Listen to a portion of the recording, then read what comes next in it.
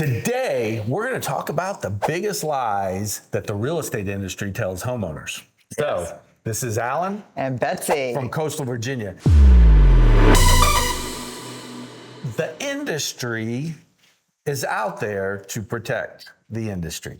They may say they're out there to protect the consumers and the homeowners. I am here to tell you, I have been inside the industry for 30 plus years, served on the association, did lots of things. The National Association of Realtors talks about how they are out there fighting for the consumer and consumer rights. They do some great political acts and things, but I am here to tell you at the core of it, they're there to protect the industry, not the consumer. Mm-hmm. So today, let's talk about what some of the big lies you hear. One big lie you hear are every year come February, I hear they start running ads and saying, everybody talking in stats and numbers, the spring is the best time to sell your house.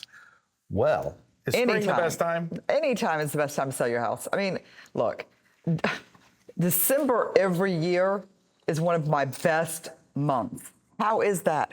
It's because at that time of year, there aren't a lot of houses on the market because people are enjoying Christmas. Between Thanksgiving and Christmas, they're not. But if you are one of those people that decide you want to sell your house at that time of year, you got a transfer coming up or there's a life event causes, don't think it's going to be a bad time to sell your house because at that time of year, the inventory is low. So there are fewer houses for those buyers that need to buy a house. And I mean, look, and maybe there's some lazy agents and I'm not one of them. And so I'm listing houses like crazy. Well, we know there's a ton of lazy agents. But Thanksgiving, people are sitting on their couches and they're scrolling. They are scrolling for homes. And they're scrolling and they're scrolling and they're scrolling for houses. And trust me, tons of people are moving.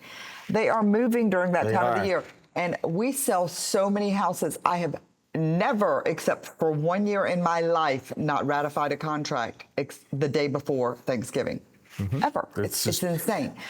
So we have no time of the year that is not a great time of the year to sell a house. If you are thinking about selling your house and you think, I got to wait till summer, I got to wait till spring, or I've got to wait till after this holiday or that, don't do it.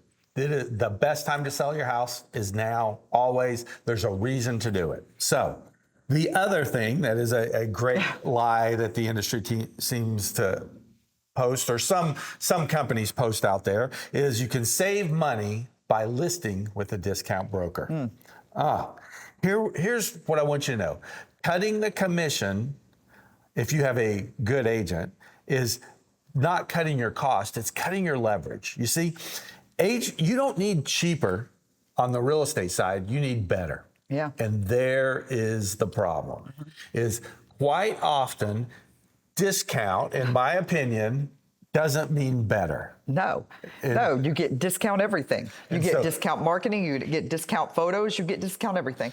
And it's always comical to me because then they come to me after they've done it and they're like, okay, Betsy, now we need help because we couldn't sell our house. Yeah, you couldn't. Because you used a discount. The discount brokerages, to survive, they have to operate purely on volume. So for them, it's all about numbers because they make such a little margin on the transaction that, sometimes I've seen flat fee brokers come in and say, hey, we'll do this for $2,000 flat fee. Well, guess what? We spend $1,000 on photography per house. Over that. Over that. So, I mean, how can they possibly have a margin? The only way they work is it becomes a numbers game. And in life, there's lots of things you see in life where you feel like you're just a number.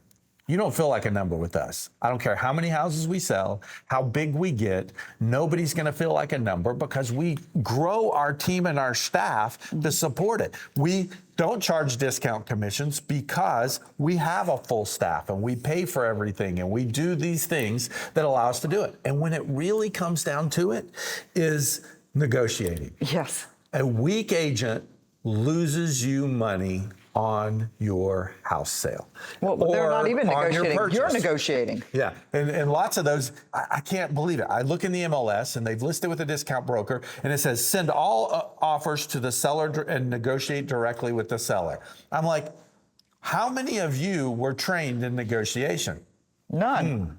So guess what? Who's going to have an advantage? If we are on the opposite side, we're bringing the buyer. Who do you think has an advantage in negotiating that transaction? Me. You're going to be emotional. You're the seller. my thing about selling houses is I take the emotion out of it, is because I want the negotiation to go a certain way, a certain direction. You lose that with a discount broker. My favorite person to deal with is a for sale by owner. I know. We love it. So now, another big myth that's out there that some agents will, the sellers think this, and a weak agent will allow you to do this, is to put your house on the market priced high. And the seller will say, well, I want to put it at this price. I know I might not get it, but I'm going to put it at this price. And we can always lower it. We can test the market and always lower it. A weak agent will say, yes, you can, right off the bat, and allow you to do that. Guess what? That is not the best way to negotiate selling your house. Not at all. You know, what we have found is those agents that are those sellers that put their house on high and can start lowering their price. Do you think as agents, we don't see days on market? We don't see when a house came on the market, didn't sell, came back on the market again. If you think we don't know that, professional agents know that. You can pull this trick by probably 25% of the newer agents out there, and they don't see it was on before. But professionally, we know what has happened. If we know that you have been on the market for 90 days previously or 60 days previously, and it comes back on the market, do you not think that affects how we're going to guide our buyers to negotiate with you when it comes in? We absolutely are. We're going to push to drive the price down from the buyer side because we know what has happened is you tested the market, and that cost you time, and time is money, and you're getting closer to when you really need to sell. So now when you really need to sell it, you price it right. And now you're in a weaker position. Absolutely. So a weak agent will let you do that. Are we weak agents? Not weak agents. We are not going to do that. And we do all of our research. Yes. So one of the other things that is really a big myth, and agents are doing that out there, is they will come in on a listing presentation and they will try to convince you that you have to offer the buyer compensation up front. Oh, you want to be able to promote it. Stupid. That you have to say, hey, we're going to pay 3% or 2.5% or whatever the number is, 10% to the buyer. There is one of the biggest firms in our market, one of the absolute biggest firms in our market, that is absolutely doing that to you. Teaching. And they're actually promoting it on their website. Yeah. So I know that they're doing it for all of their listings. I'm not going to out them on this site, but you should know if you're dealing with them. They are teaching their agents that they should not take listings unless the seller is offering the buy-side commission. Here's what I am going to tell you. That is a negotiable item. It came out in a lawsuit. It should have always been negotiable. It should have never changed. When I came in, that's the way it was. There was sub-agency. There wasn't buyer agency when I started. When did I start? Before Jesus was born. Yeah. So then we come in, and if that agent is doing it, it's a couple of reasons they could be doing it. One, they're just a lazy agent, and that's what they've always done, and they're going to do that because they don't then have to negotiate with the other side. Number two, and this is one of the biggest things, they're poor negotiators, and they don't want to have to negotiate that part. They want to focus on just the sales price. Just the sales price is not negotiating. Your bottom line, how much equity you will take home, is what you have to negotiate towards.